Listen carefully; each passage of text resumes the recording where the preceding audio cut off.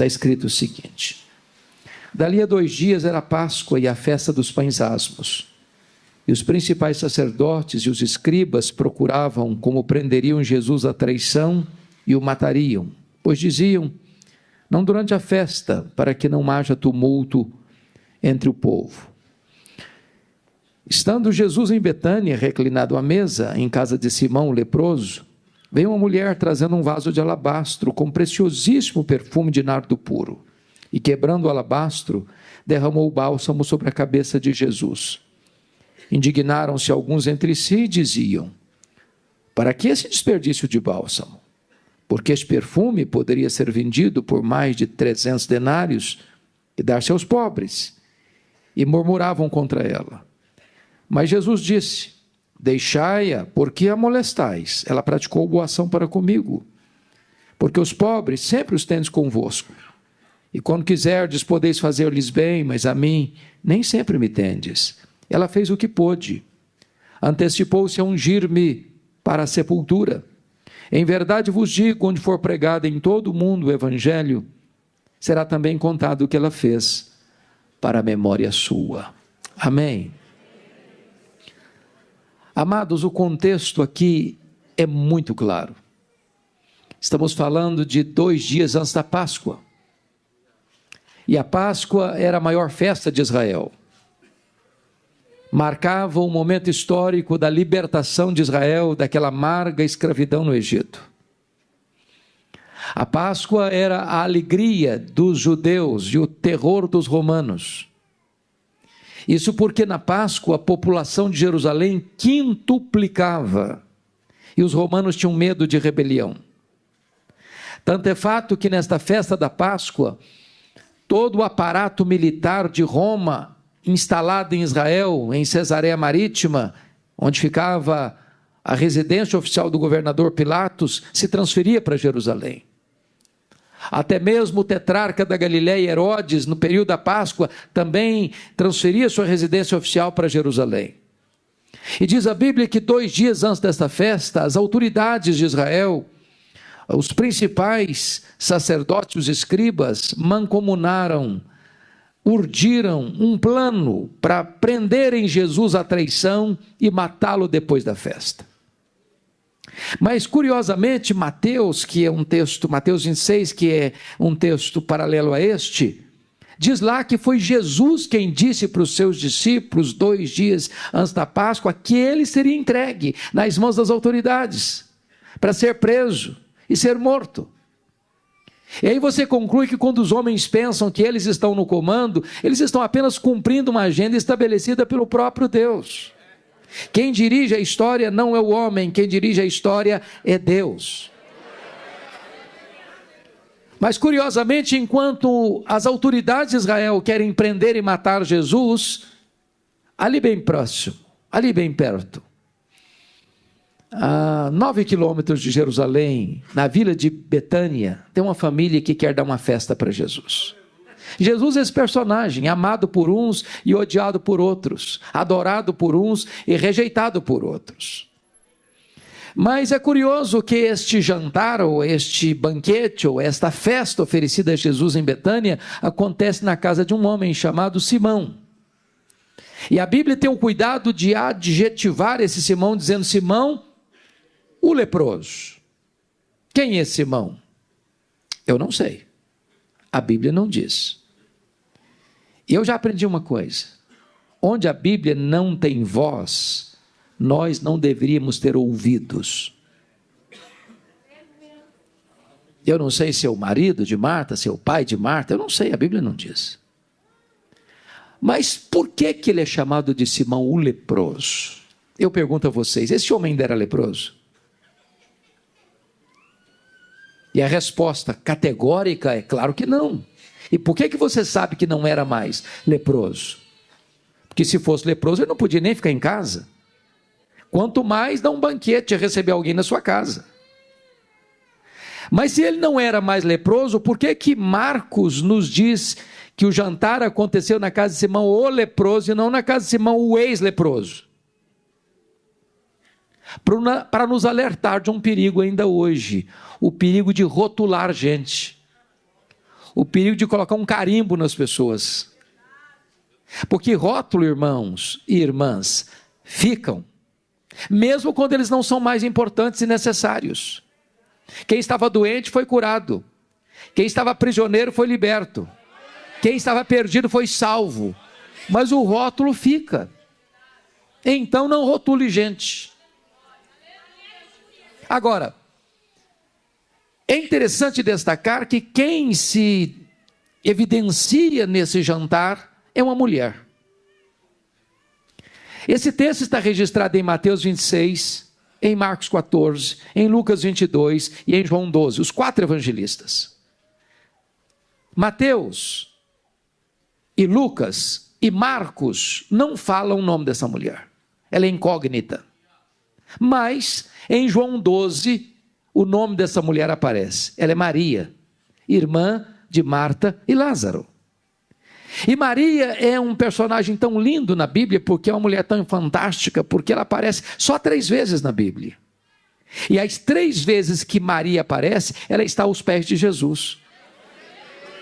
A primeira vez em Lucas 10, aos pés de Jesus para aprender. Não tem melhor escola do que aos pés de Jesus.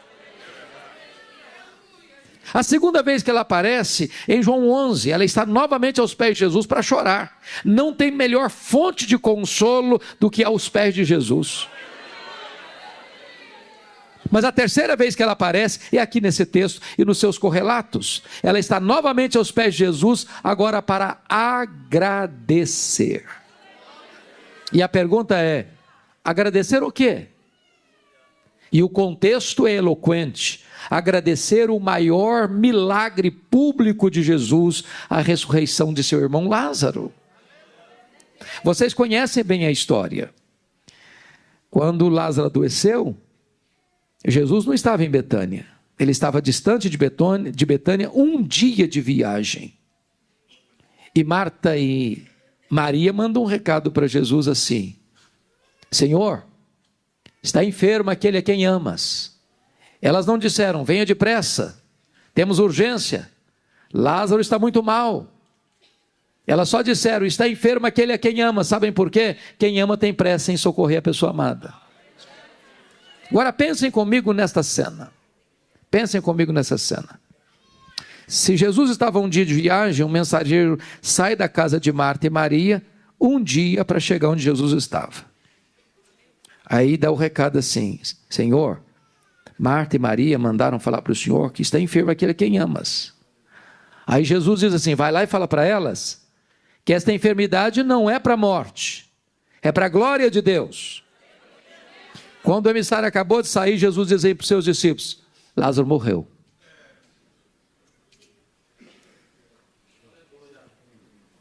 Agora notem comigo, quando ele volta, já é o segundo dia, com o recado de Jesus, ele chega talvez atabalhoadamente, e logo dizendo: olha, Jesus mandou falar aí que essa enfermidade não é para a morte, não é para a glória de Deus, mas o Lázaro já está morto e sepultado. Já é o segundo dia. Aí Jesus fica onde estava mais 2 dias. Um dia o homem gastou para ir, mais 2 dias que Jesus fica, 3 dias. No 4º dia Jesus vai. Quando chega lá, Lázaro está morto e sepultado há quanto tempo? 4 dias. A grande pergunta é: por que Jesus esperou o 4º dia? Porque se você ler João 11, as pessoas que estavam na casa de Marta e Maria chegaram a dizer o seguinte: por que não evitou que o Lázaro morresse? Você não gostava de Lázaro? Não é a nossa pergunta? Se Jesus nos ama, por que ele está sofrendo? Por que a nossa dor não passa? Por que um crente enfrenta uma enfermidade grave ou até mesmo enfrenta a dor do luto? Por que Jesus esperou 4 dias?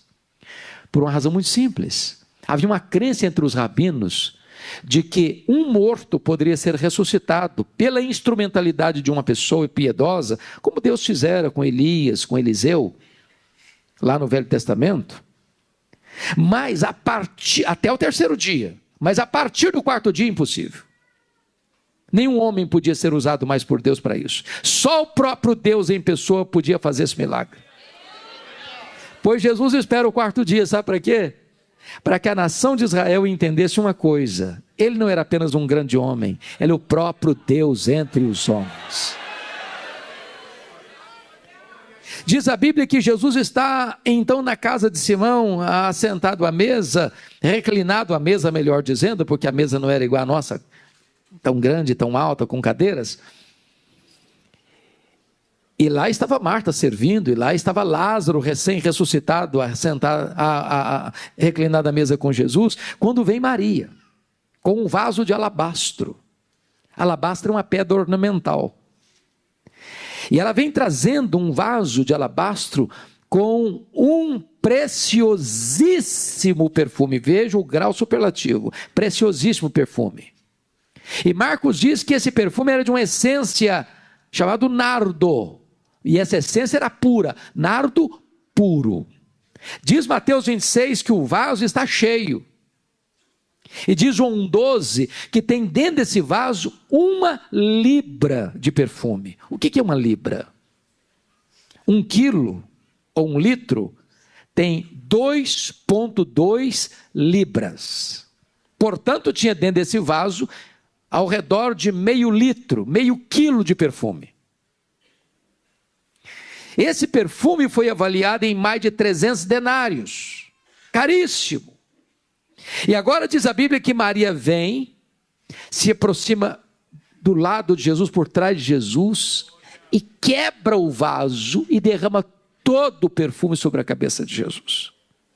Diz João que esse perfume encheu a casa, que esse perfume escorre pelo corpo de Jesus, como que preparando-o para a sua sepultura, e chega aos pés de Jesus. E de João 12 que ela desata os cabelos, enxuga os pés de Jesus com os seus cabelos.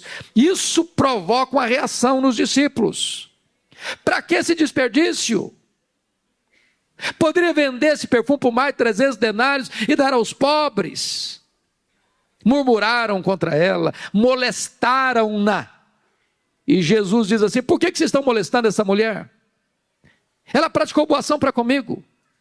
Os pobres sempre os tendes convosco, a mim nem sempre me tendes. Ela fez o que pôde, ela antecipou-se a ungir-me para a sepultura. E em verdade vos digo, onde for pregado em todo o mundo o evangelho, será também contado o que ela fez, para a memória sua.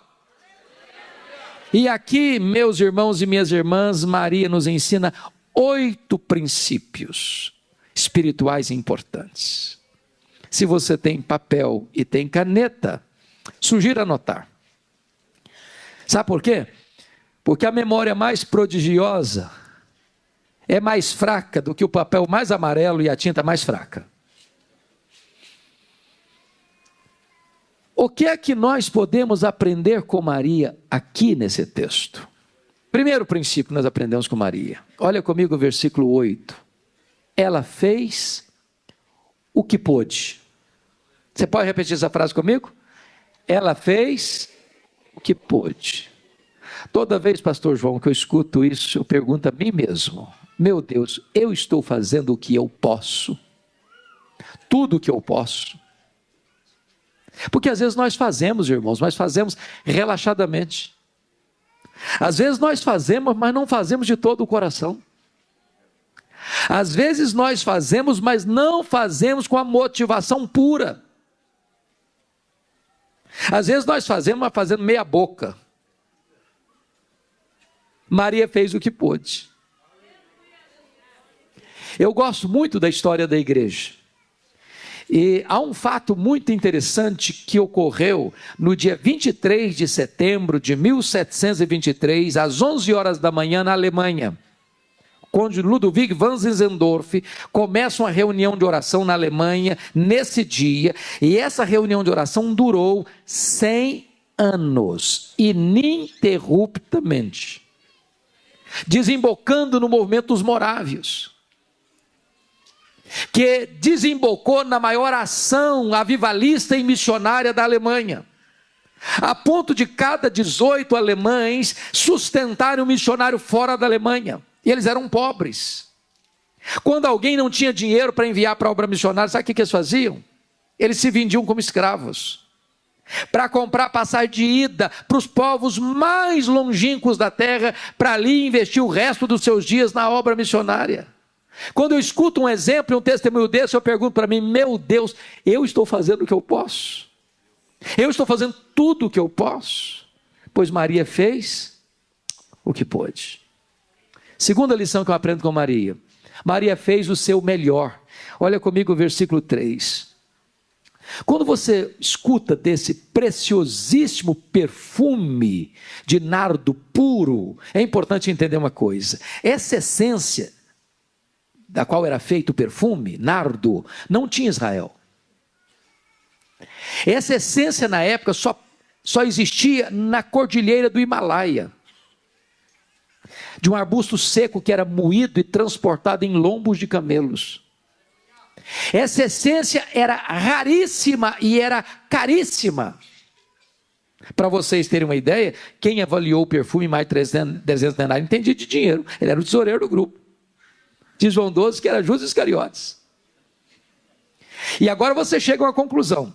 Se no vaso tinha uma libra, e uma libra eu estou falando de quase meio quilo, quase meio litro, e se foi avaliado em mais de 300 denários, e um denário era o salário de um trabalhador durante um dia todo, eu estou querendo dizer para vocês que 1 grama desse perfume custava um dia de serviço.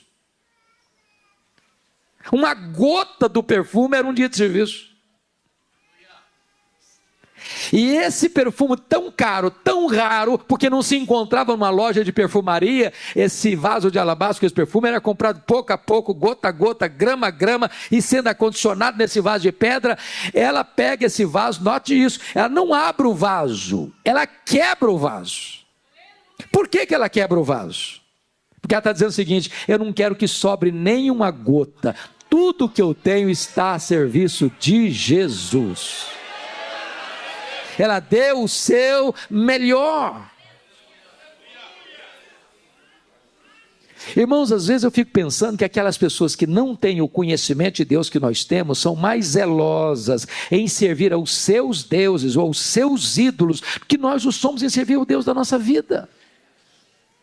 Eu estava, pastor João, há uns 3 anos pregando em Portugal, na cidade do Porto, e fui visitar uma cidadezinha chamada Águeda, próxima de Coimbra. Quando nós viajávamos, eu vi caravanas e mais caravanas a pé, andando pelo asfalto. Aí eu perguntei: o que essas pessoas estão fazendo? Onde elas estão indo? Me responderam assim: elas estão indo a Fátima, pagar promessas. E eu perguntei: a que distância elas estão andando a pé? Me responderam: a mais de 300 quilômetros. Aí eu pensei assim: meu Deus, quantas vezes os nossos crentes moram na mesma cidade, no mesmo bairro, na mesma rua da igreja, tem ônibus, tem metrô, tem carro, tem moto, tem bicicleta, tem pernas boas. Se está chovendo, não vai porque está chovendo. Se esfriou demais, não vai porque está muito frio. Se o time do coração estiver jogando, alguns ficam em casa assistindo, outros vão para o estádio. E aí você começa a pensar: meu Deus, parece que aqueles que não conhecem a Deus são mais zelosos em servir aos seus deuses que nós em servir ao Deus da nossa vida. Maria fez o seu melhor. Terceira lição que nós aprendemos com Maria: Maria fez sacrificialmente. Porque você talvez faça a seguinte pergunta: eu não estou entendendo como é que uma moça pobre, de uma família pobre, de uma aldeia pobre, de uma nação pobre, dominada por um império estrangeiro, e investe 1 ano de serviço num frasco de perfume. Em lugar nenhum você vê uma pessoa fazendo isso. Para você entender o que está acontecendo aqui, você tem que entender a cultura judaica. Quando a moça se tornava moça, e via de regra isso acontecia lá em Israel, a partir dos 12 anos de idade, a menina virava moça, ela começava esse processo de comprar esse perfume, gota a gota, grama a grama, e indo condicionando esse vaso de pedra. Para quê? Para o dia mais esperado, mais sonhado, mais desejado da sua vida, o dia das suas núpcias, o dia do seu casamento. Era aquele perfume que tinha um significado especial para essa moça chamada Maria. E aquilo que tinha mais valor para ela, mais significado para ela, é exatamente isso que ela quer colocar tudo a serviço de Jesus. Ela fez de forma sacrificial. Agora eu pergunto a vocês: o que é que eu e vocês estamos fazendo hoje que possa receber o selo de sacrificial? Às vezes nós damos para Jesus a sobra, o resto. aquilo que não faz falta para a gente. Nós somos uma geração extremamente egoísta, narcisista, materialista, consumista. Queremos para nós, para o nosso deleite, para o nosso prazer, para o nosso desfrute. Mas nós não temos a cultura de dar e dar sacrificialmente. Deixa eu dar uma dica para vocês, mulheres, sobretudo. Vocês são... Eu aprendi uma lição lindíssima. Gostei dessa dica aí, viu? Gostei que a mulher é mais forte do que o homem, que ela foi feita de osso e o homem feito de barro. Gostei desse negócio aí. Eu tenho uma teoria que os homens são mais sensíveis. Agora eu gosto, porque os homens sentem mais dor que as mulheres, vocês sabem disso. Para não dizer que somos mais moles. Agora eu entendi por que nós somos mais moles. Deixa eu dar uma dica para vocês, para a gente aprender a ser generoso, igual Maria. Amanhã é sábado. Vá no supermercado da manhã, compre uma jarra de vidro, bem bonita, branca, transparente. Se você for chique, pode ser cristal também, não tem problema não. Só que você vai botar na sua sala essa jarra com terra, não com flor, com terra. Para todo dia você passar lá na sala e olhar para essa jarra. Para mostrar para você duas coisas, lembrar você duas coisas. Primeiro, de onde você veio? Você veio do pó. Segundo, para onde você vai? Você vai voltar para o pó. Então, do pó que você veio, quanto você trouxe? Nada. Para o pó que você vai levar quanto? Nada, não tem gaveta em caixão. Então, se você não trouxe nada e não vai levar nada, significa que você também não tem nada. Quem tem tudo não é você, é Deus. Quem é dono de tudo não é você, é Deus. Você é apenas mordomo, mordoma do dono. Agora, se o dono é generoso e o mordomo tem que ser fiel, a única maneira do mordomo fiel ser fiel ao dono que é generoso é sendo generoso com o que é do dono. Sabe por que nós temos dificuldade de sermos generosos com Maria? Porque nós temos a síndrome de dono. Se é meu, eu quero para mim. Amados irmãos, a generosidade é algo tão lindo. Me permita contar uma experiência que eu vi este ano, lá em João Pessoa, num congresso da Juvep. Aconteceu numa cidade do sertão da Paraíba, Itaporanga. A Igreja Batista Missionária tinha um programa de rádio, há vários anos, que alcançava mais de 40 mil pessoas na região. E a igreja, muito fraca financeiramente, chegou um momento que não conseguiu pagar o programa. 2 meses inadimplente, não conseguia pagar o programa. Aí o pastor da igreja recebe um ultimato da emissora de rádio. Ou o senhor paga o programa até segunda-feira, ou nós vamos tirar o programa do ar. E o pastor chega no culto da noite, no domingo, e faz um apelo para a igreja. Meus irmãos, o programa não pode sair do ar. 40 mil pessoas. Aí naquele culto, pastor João, tinha um casal. Sr. Tota e a dona Lourdes, meeiros. Vocês conhecem essa palavra meeiro? Meeiro é uma pessoa que trabalha na terra de uma outra pessoa, que é o dono da terra, e cultiva a terra, e tudo que ela colhe dessa terra, ela parte no meio, metade para ela e metade para o dono da terra. Então a dona Lourdes e o Sr. Tota eram meeiros, 6 quilômetros distante da cidade, a pé, voltando para casa a pé de noite. A dona Lourdes foi conversando com o Sr. Tota. Ô Tota, nós temos que ajudar, o programa não pode sair do ar. Nós temos que contribuir. Aí o Tota disse para a Lourdes: ô Lourdes, mas nós não temos nada, como é que vamos fazer? Andando e pensando e conversando. Lá pelas tantas, a Lourdes disse: ô Tota, vamos fazer o seguinte, nós vamos dar o nosso melhor. Mas como melhor assim, mulher? O que é que nós temos de melhor? Sabe o que é que nós temos de melhor? Nós temos as galinhas no terreiro. O melhor que nós temos é o galo. Então vamos dar o galo. Sabe o que aconteceu? Segunda de manhã, a dona Lourdes pegou o galo, botou debaixo do braço, partiu 6 quilômetros para a cidade.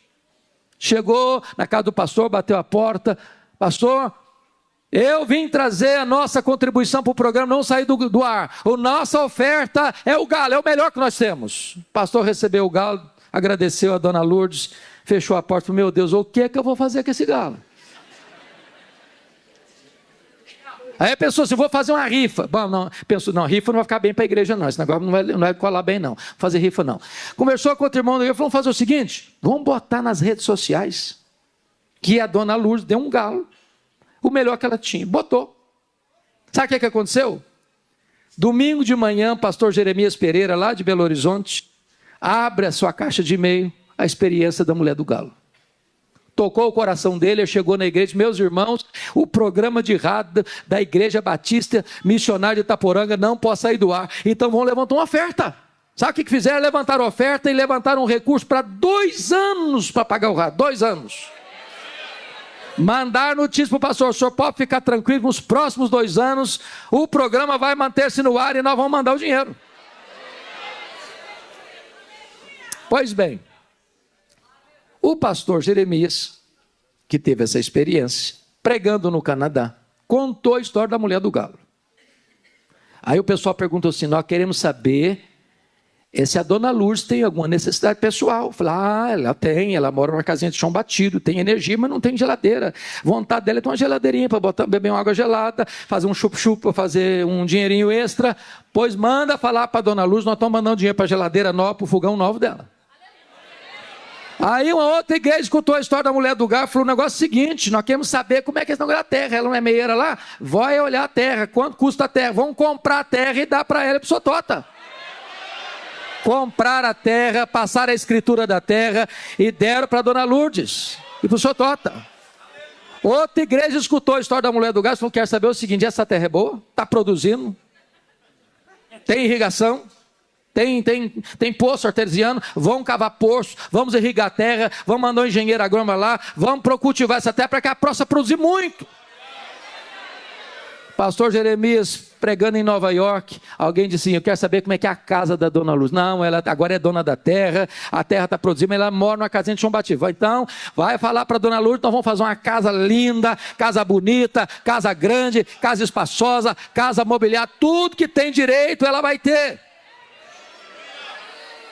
Aí um repórter da Christianity Today, a mais importante revista evangélica do mundo, um repórter escutou a conversa, pegou um avião em Nova York, desceu em João Pessoa, foi em Itaporanga para escutar o casal, Sotota e dona Lourdes, para escrever essa história para o mundo inteiro saber. Deixa eu dizer uma coisa para você, a alma generosa prosperará, diz a palavra de Deus. Ela não deu o galo esperando ganhar um galinheiro, não. Ela não deu um galo para ganhar o sítio, não. Ela deu o seu melhor e ela deu sacrificialmente. Mas Deus honra quando a motivação é pura e santa. Quarta verdade que nós aprendemos com Maria. Maria fez o que pôde. Maria fez o seu melhor. Maria fez sacrificialmente. Maria fez apesar das críticas. Eu sou pastor há 36 anos. Eu nunca vi uma pessoa se levantando para fazer algo importante na igreja sem enfrentar críticas. Olha comigo aí, versículos 4 a 6. Primeira crítica está escrita assim: indignaram-se alguns entre si e diziam, para que esse desperdício de bálsamo? Quem são esses alguns aqui? Os discípulos, os apóstolos, os líderes da igreja.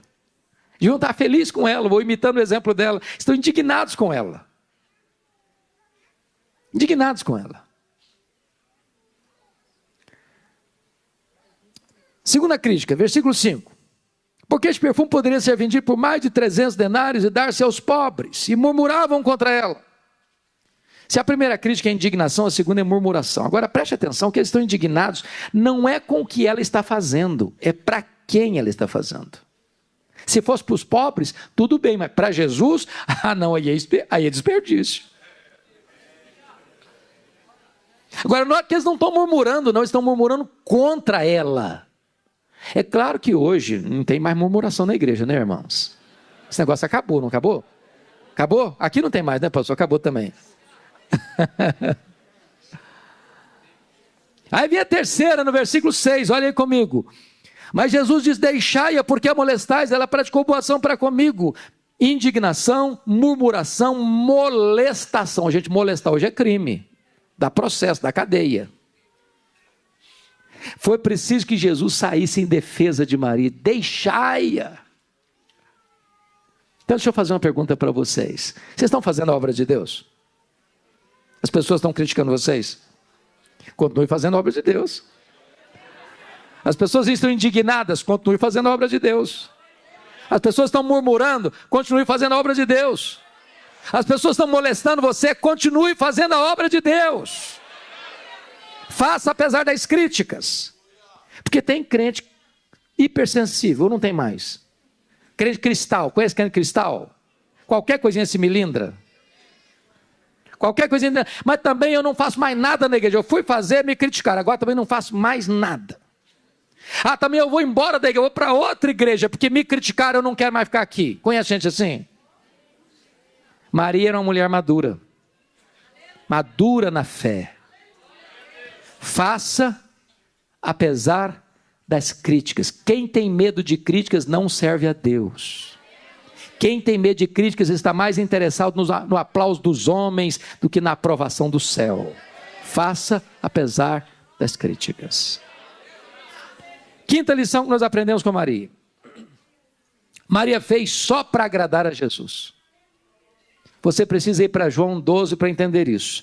Diz o texto que Maria solta os cabelos, enxuga os pés de Jesus com os seus cabelos. O que tem isso a ver com a cultura brasileira? Nada. Só um gesto de humildade. Mas na cultura de Israel, isso era uma espécie de quebra de protocolo. Rompimento de paradigma. Uma mulher não soltava os cabelos em lugar público. Sabe o que eu aprendo com Maria aqui?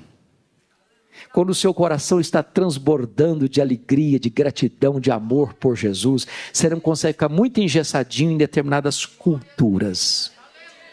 Você acaba extrapolando. Você acaba quebrando alguns protocolos, rompendo alguns paradigmas. Sabe por quê, irmãos? Que às vezes nós somos tão preocupados com o que as pessoas vão pensar de nós, que nós nos engessamos. Com medo das pessoas criticarem a gente. Maria está dizendo uma coisa, só uma coisa me importa. Eu não quero saber o que eles vão pensar de mim, o que elas vão achar de mim, o que elas vão fazer, não julgar a mim. Eu só tenho um propósito no coração, é agradar a Jesus. E eu nem estou dizendo para você que você tem liberdade de sair aí desagradando as pessoas, não. Eu só estou querendo dizer para você que nós temos que ter uma motivação maior governando o nosso coração. Não é agradar a homens, é agradar a Jesus. Porque às vezes na igreja tem que agradar muita gente, hein, não? Ah, tem que agradar aquele irmão, ele é o mais antigo da igreja. Se você desagradar que lançou a primeira pedra fundamental, você está frito. Tem aquele que conhece cada tijolo de cada parede, se você desagradar, você está perdido. Mas aquele outro irmão, se você desagradar também, você pode arrumar as malas e ir embora. Aí você agrada um, você agrada outro, você agrada outro, você fica pisando em ovos, aí você corre o risco de não agradar a Jesus. Nosso papel é agradar a Jesus.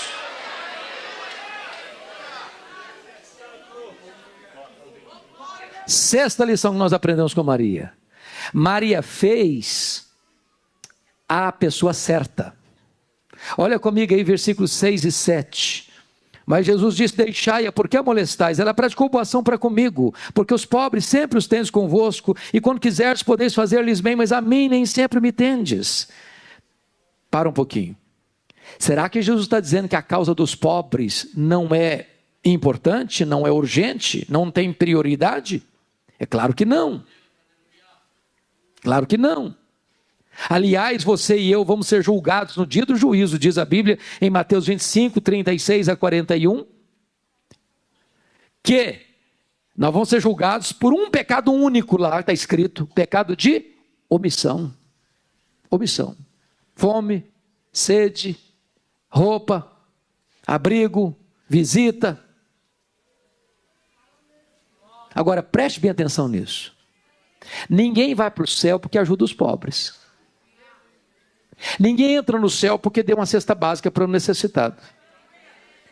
Ninguém entra no reino de Deus porque fez uma faxina no guarda-roupa e até doou as melhores roupas para alguém que estava sem roupa. Você não é salvo por ajudar os pobres. Você ajuda os pobres porque foi salvo pela graça.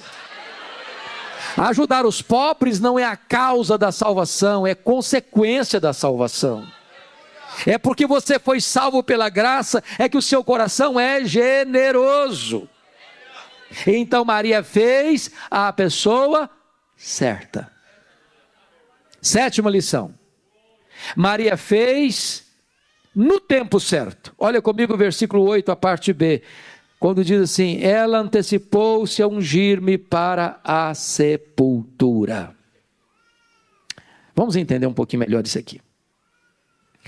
Está escrito lá em Lucas capítulo 8, que algumas mulheres que foram curadas e libertas por Jesus, e outras muitas, foram acompanhando Jesus na itinerância dele pela Galileia, e vale destacar que tinha 204 cidades na Galileia, com mais de 15 mil habitantes. Preste atenção nisso. E Jesus ia de cidade em cidade, de aldeia em aldeia. E tinha Jesus, os 12 apóstolos, 13. As mulheres mencionadas pelo nome, 3. Então 13 mais 3, 16. Muitas outras, eu não sei quantas são muitas outras, mas devia ser bastante mais. Vamos pensar numa caravana pelo menos de 40 pessoas. De cidade em cidade, de aldeia em aldeia. E elas bancando o ministério de Jesus financeiramente. Logística, hospedagem, alimentação, roupa, calçado, toda essa estrutura. Não era simples, não era fácil. Tinha que ter mulher, porque o homem não dá conta disso. Então veja bem que essas mulheres subiram com Jesus para Jerusalém. Elas tinham escutado que ele ia subir para morrer. E elas sobem. Elas não se acovardam. Quando Jesus está lá no topo do Calvário, só tem João lá, apóstolo. Os outros não subiram. Elas subiram. Na hora que Jesus foi sepultado, aí não conta nem que João está presente.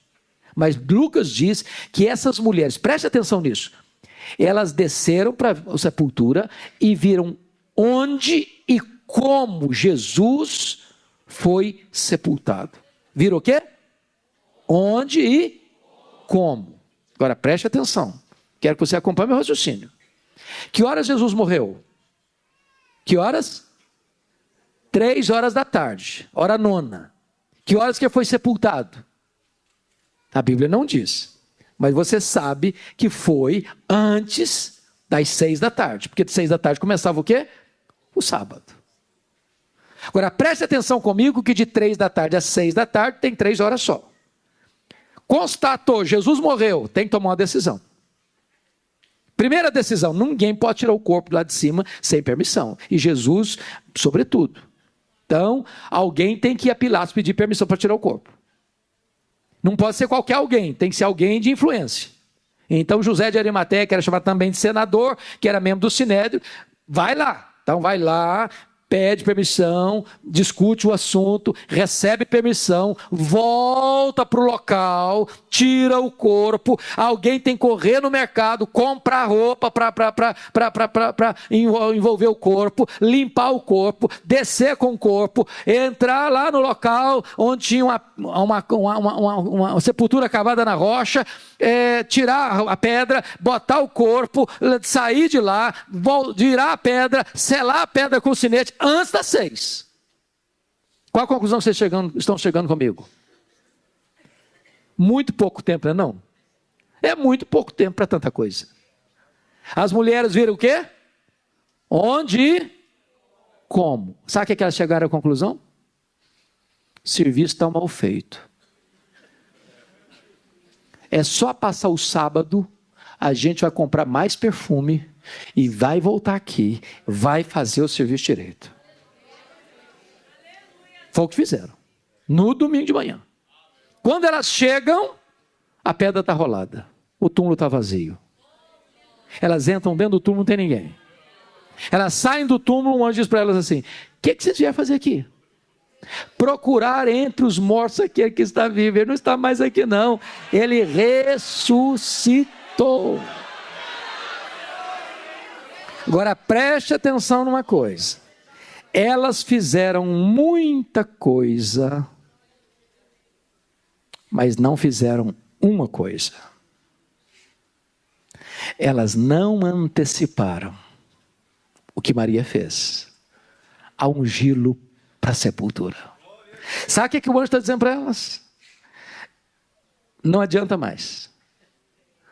Tarde demais. Agora ele não precisa mais. Agora ele ressuscitou. Agora esse perfume aí não precisa mais. Sabe qual a lição que nós aprendemos?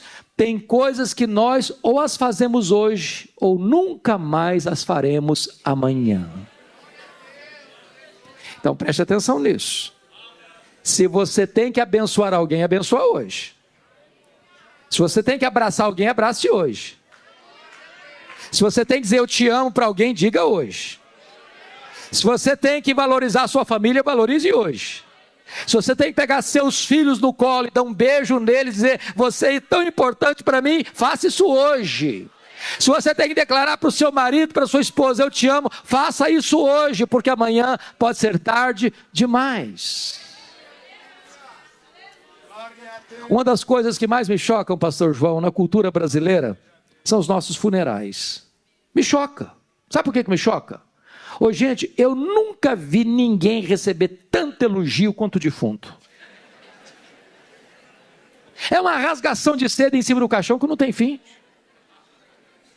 A pergunta é se aquele morto ali, pelo menos escutou uma meia dúzia daqueles elogios em vida.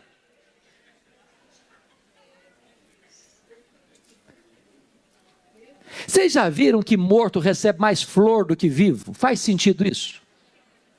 Faz sentido isso?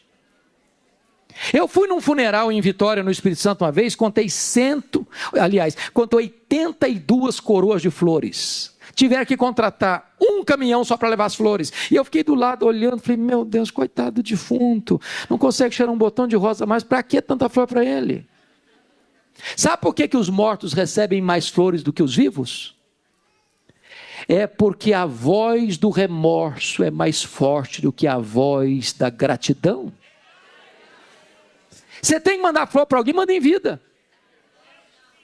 Você tem que homenagear alguém, homenageia em vida. Você tem que fazer alguma coisa por alguém, faça enquanto é tempo. Maria fez no tempo certo. Finalmente, último lugar, 8º lugar. Maria fez, antes de falar o 8º lugar, vamos repetir os 7 primeiros. Vocês têm memória boa? Então vamos lá. Primeiro, ela fez o que pôde. Segundo, ela fez, isso é melhor. Terceiro, ela fez, sacrificialmente. Quarto, ela fez, apesar das críticas. Quinto, ela fez, só para agradar a Jesus. Sexto, ela fez, pessoa certa. Sétimo, ela fez, o tempo certo. Oitavo, ela fez com reflexos para a eternidade. Olha comigo o versículo 9. Em verdade vos digo, onde for pregado em todo o mundo o evangelho, será também contado o que ela fez para a memória sua. Oh, irmãs e irmãos queridos, prestem bem atenção nisso. O que aconteceu no recesso de uma casa humilde, na pequena aldeia de Betânia, está agora sendo contado dos eirados da história, nos ouvidos do mundo. A grande pergunta nesta noite é, o que é que você está fazendo hoje que vai reverberar para dentro da história e atingir as futuras gerações?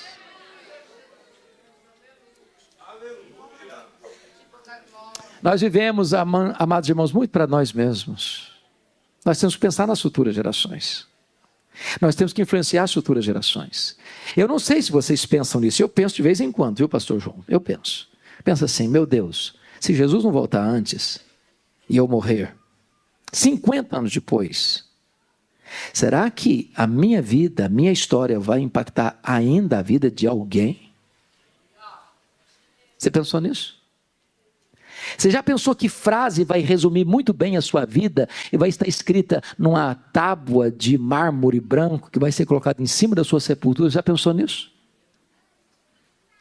Você já pensou numa criança no colo de uma mãe, folheando um álbum antigo de família e botar o dedo na sua foto e pergunta assim, mas quem é essa pessoa aqui?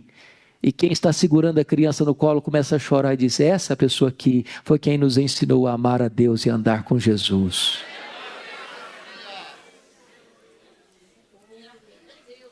Eu quero terminar contando para vocês 2 casos, um negativo e um positivo. E encerro. O negativo eu vou tirar da Bíblia, o positivo da história da igreja. O negativo é a história do rei Ezequias, filho de Acás, príncipe do povo de Deus. Começou a reinar com 25 anos, e reinou 29 anos, morreu com 54 anos.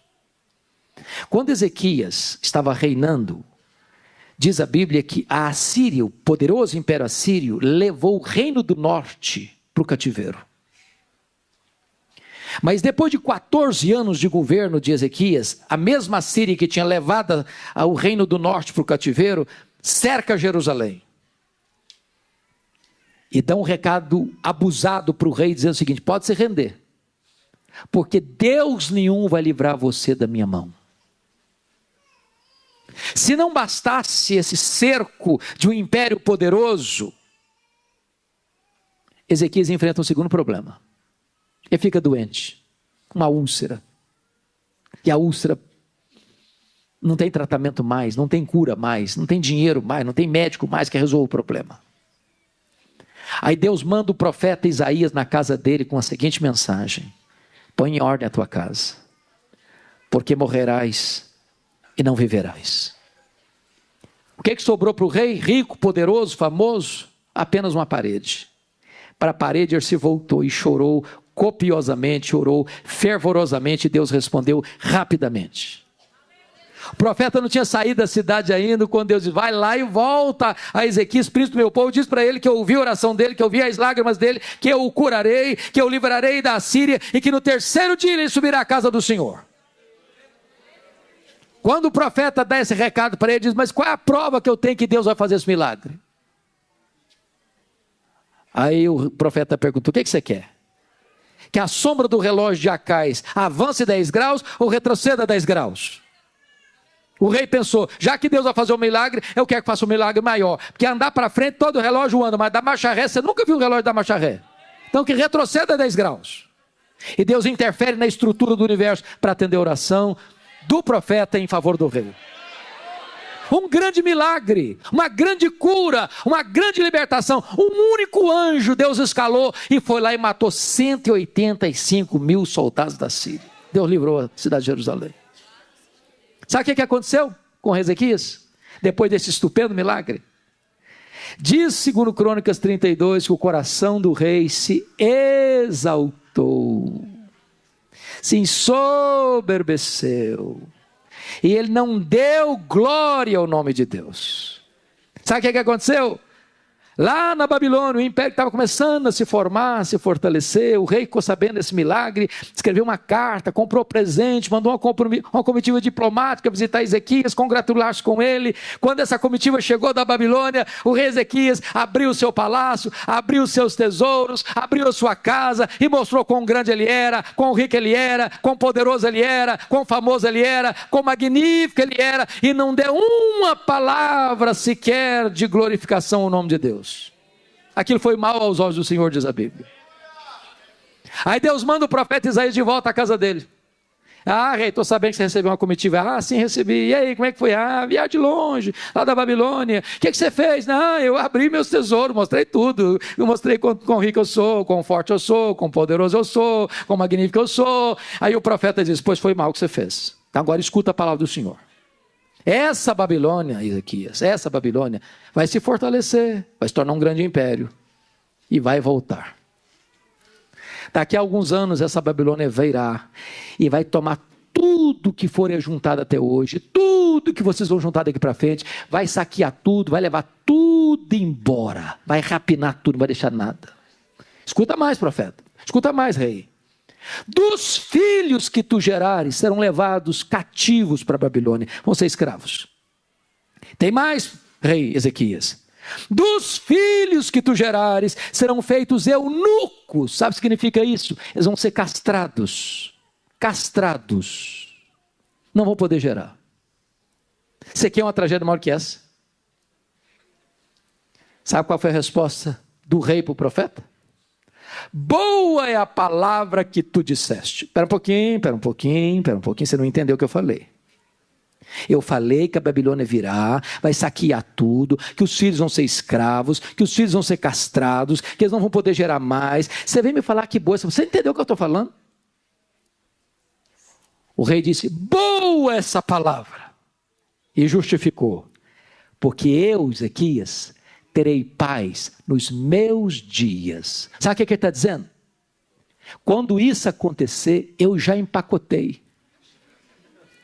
Quando isso acontecer, eu não vou estar mais aqui para contar a história. Em outras palavras, sabe o que ele está dizendo? Depois que eu morrer, me perdoe da expressão, pastor. Depois que eu morrer, que se dane as futuras gerações, eu não estou nem aí. Triste, lamentável. Lamentável. Alguém que está vivendo hoje, mas não tem nenhum compromisso com as futuras gerações. Irmãs e irmãos, nós precisamos estar comprometidos com os nossos filhos, com os nossos netos, com os nossos bisnetos, com a terceira, com a quarta, com a quinta geração, com aqueles que hão de vir depois de nós. O que é que está acontecendo hoje na Europa, irmãos e irmãs? Comemoramos 500 anos de reforma ano passado. As igrejas protestantes evangélicas da Europa estão morrendo. Morrendo. Eu estive, pastor, na cidade da Holanda, lá em Amsterdã. De 1960 para cá, os crentes não frequentam a igreja mais. Os templos estão lá mais vazios. Eu fui à Escócia, berço do presbiterianismo. Sabe o que aconteceu que eu vi lá? Na praça central da capital, um templo belíssimo. Quando eu entrei, sabe o que tinha lá dentro? Não tinha púlpito, não tinha bancos, virou um bar. Um bar. Um bar. Fomos para a Inglaterra dos grandes avivamentos de John Wesley, George Whitefield, Wilberforce, William Carey, John Charles Ryle, Charles Haddon Spurgeon, Mark Lloyd Jones, John Stott. Hoje, menos de 4% dos ingleses frequentam a igreja. A Inglaterra está sendo islamizada. Por quê? Sabe por quê, irmãs? Porque os pais falharam em influenciar os seus filhos, em passar o bastão do evangelho para os seus filhos. Não se comprometeram com as futuras gerações. A nossa geração está preocupada, e é bom preocupar com a boa educação dos filhos, glória a Deus por isso. Dá uma boa escola para os filhos, glória a Deus por isso. Dá uma boa faculdade para os filhos, glória a Deus por isso. Mas os nossos filhos podem galgar a melhor universidade desse país, podem ocupar a presidência da mais rica e poderosa empresa desse país. Se os nossos filhos não tiverem Cristo, não forem salvos pela graça, tudo isso é troféu de palha. Precisamos influenciar as futuras gerações.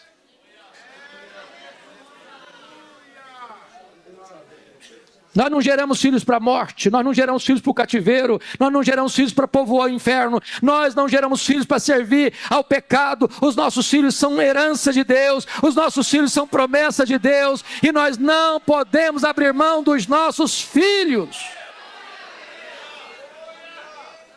Mas eu encerro com o último exemplo da história da igreja. Missionário David Livingstone, missionário inglês que foi servir a Deus na África.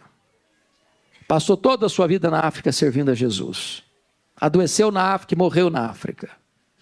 Quando ele morreu, os ingleses foram lá para pegar o corpo dele e sepultá-lo em Londres, na Inglaterra. Sabe o que os africanos falaram para os ingleses? Vocês podem levar o corpo dele, mas o coração deles vocês não vão levar não.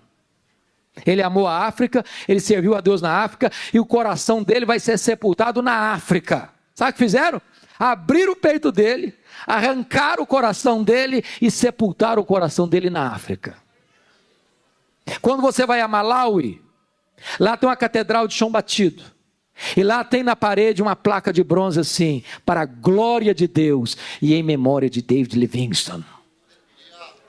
Levaram o corpo dele para Londres, na Inglaterra, sepultaram-no na abadia de Westminster, onde estão sepultados os reis e os nobres da Inglaterra. Sabe qual é a sepultura mais visitada em Londres, na abadia de Westminster?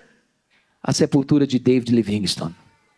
E lá tem uma placa de bronze com os seguintes dizeres: para a glória de Deus e em memória de David Livingstone. Que você e eu possamos viver de tal maneira que a nossa vida traga glória para o nome de Deus e a nossa memória traga bênção para as futuras gerações. Que Deus nos ajude a aprender com essa mulher que viveu aos pés de Jesus, para aprender, para chorar e para agradecer, fazendo o que pôde, fazendo o seu melhor, fazendo sacrificialmente, fazendo apesar das críticas, fazendo só para agradar a Jesus, fazendo a pessoa certa, fazendo no tempo certo, fazendo com reflexos para a eternidade. Que Deus nos abençoe. Amém.